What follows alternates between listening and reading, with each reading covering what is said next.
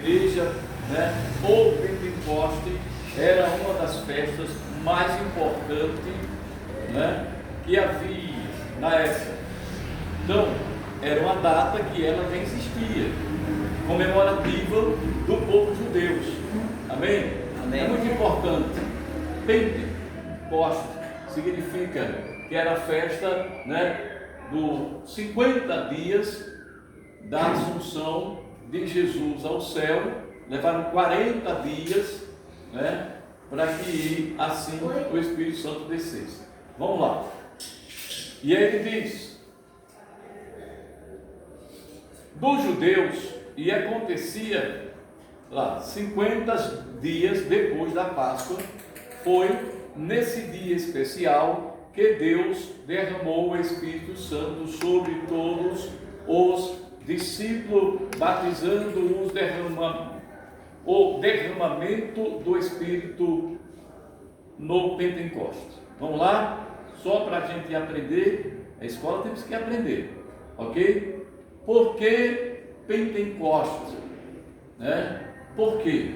Porque simplesmente havia ali, havia uma movimentação em função da Páscoa. A última Páscoa, né? Jesus morreu, quer dizer, depois da Páscoa ele foi preso, né? Foi julgado, foi condenado, foi exposto nas vias públicas, crucificado, né? Claro, carregando a cruz, e foi pendurado no madeiro, morto, e ressuscitou no terceiro dia. Maravilha. Daí ele ficou, depois da ressurreição, 40 dias com os discípulos. Então, vamos dizer que depois que ele foi assunto ao céu, em torno mais ou menos dos 40 dias, já tem em torno de 10 dias, né? Então, por isso, 50 dias, Pente, 50. Então, 50 dias exatos, depois do dia da última Páscoa, o Espírito Santo desceu sobre o cenáculo, né, os discípulos que estavam ali reunidos, e a Bíblia registra que foram 120 almas cheias do Espírito Santo. Significa dizer, tem gente que tem uma maneira de falar, e a gente às vezes é obrigado a ouvir, né, e respeita, porque tem hora que não dá para você falar determinadas coisas. Mas a Bíblia diz que todos que receberam o Espírito Santo já estavam com Cristo. Estavam com Cristo, né? Então significa dizer que tem um procedimento ali, uma aliança com Cristo, para que você receba de Deus o Espírito Santo. Bom, indo em frente, ele aqui, nós vamos pegar aqui foi a introdução, e a introdução ela continua aqui dizendo o seguinte: Pontes marcas o início da igreja como uma comunidade de profetas, como foi profetizado pelo profeta Joel. Então vamos lá, abre aí, missionária Ana. Joel fica aí perto de Malaquias, Velho Testamento. No final do Velho Testamento você vai encontrar o livro de Joel, capítulo 2. Vamos em frente. Mais na frente ele vai dizer também, no livro de Lucas, né, ele diz o seguinte: ensina que esse acontecimento tinha um significado especial para o fim dos tempos, pois havia sido anunciado pelo profeta do Antigo Testamento.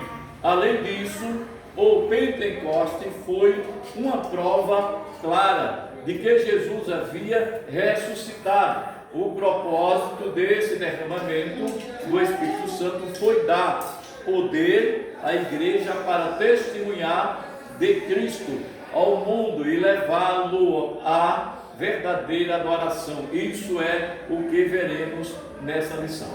Agora, só quero que você preste atenção, olha um pouco aqui, segura aí. Vejam bem, porque as confusões são diversas, na verdade. Há muita gente que acredita, né, que só irão ser salvos aqueles que foram cheios do Espírito Santo. Até aí eu entendo que está bem. Mas há outros que já entendem que para ser salvo tem que ser batizado, que é uma outra questão, no Espírito Santo. E aí é diferente. O batismo no Espírito Santo, que é uma testificação do enchimento do poder, uma coisa tem a ver com a outra, mas é distinta. Então, é o batismo, que é aí onde leva pessoas a falarem outras línguas, e a Bíblia fala de línguas, né, dos homens e língua dos anjos. Perceba que ali foi falado língua dos homens, porém, através do enchimento do poder que receberam, foram cheios do Espírito Santo de Deus. Missionária, me segura aí só para que a senhora possa entender essa parte. Depois você procura. Veja bem, só para que você entenda, para que você não vai passar de ano, né? Então esse assunto é muito polêmico e importante. Então, veja bem, perceba bem o seguinte, só recapitulando. Enchimento do poder do Espírito Santo é uma coisa, batismo é outra história. Uma coisa tem a ver com a outra tem, mas são coisas diferentes. Então, quando há o batismo e a testificação das línguas, aí eu estou falando, repetindo, a língua dos anjos e a língua dos homens. Perceba que naquele momento, cheio do Espírito Santo de Deus, as línguas que eles usaram foi para a interpretação de várias nações que ali estavam reunidas. Não foi uma língua que a gente chama a língua do mistério, né? Que alguém fala, nem sempre quem fala sabe o que está falando, mas Deus dá um dom a outro para interpretar. É diferente. Nós vimos hoje uma bagunça generalizada de pessoas que não conhecem a palavra de Deus e aprendeu que ela tem que falar em língua, porque senão ela não é reconhecida como alguém que é de Deus, que tem o Espírito Santo de Deus. Não é equívoco isso. Então o que acontece? Leva muitos até a pecarem, aprendendo a falar outras línguas, e não é porque foi cheio do Espírito Santo e o Espírito Santo de Deus usou ele falando outra língua, mas é porque aprendeu línguas e ouvir alguém falar. E aí está o perigo. Por que está o perigo? Porque quando eu falo em outras línguas, né, ou línguas chamadas dos anjos, ou outras línguas, eu estou falando, eu estou dizendo que eu estou cheio do Espírito Santo de Deus e que Ele está me dando condição de falar até inglês, francês, alemão, espanhol. Para quê? Por quê? Perceba vocês o engano como é grande. Perceba vocês como é triste o não ter conhecimento. E o que é mais revoltante é a gente perceber que tem pessoas que não gostam de ficar conhecimento. Escute bem. O que é que eu quero dizer com isso?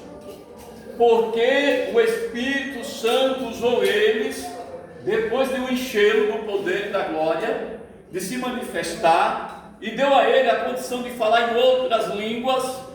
Por quê? Porque isso não tinha sentido, irmãos. Ali tinha pessoas de várias nações. Se eles falassem de Jesus, testemunhassem, testificassem na língua dele, aquele povo não ia entender. Então era preciso que tivesse intérprete. Como consequentemente o único intérprete que tinha naquele local ali era o Espírito Santo de Deus, o Espírito Santo de Deus interpreta a língua de cada um ali para ele falar no poder de Deus. Quem entendeu? Amém. Viu como é que a confusão é grande? É confusão para a gente voltar e contrair. Então, não é que é mentira, não é que, está me entendendo? Que não acontece. Não é isso que eu estou falando. É a forma como as pessoas se colocam na condição de alguém cheio do Espírito Santo. É aquela confusão da profecia, né? Então, todo dia, toda hora, o camarada tem uma profetada para dar para alguém. Quase atrapalha o culto, porque ele tem que estar levantando e ir lá, e aquela coisa toda. Então, presta bem atenção. Mas isso acontece, pastor, meu Deus.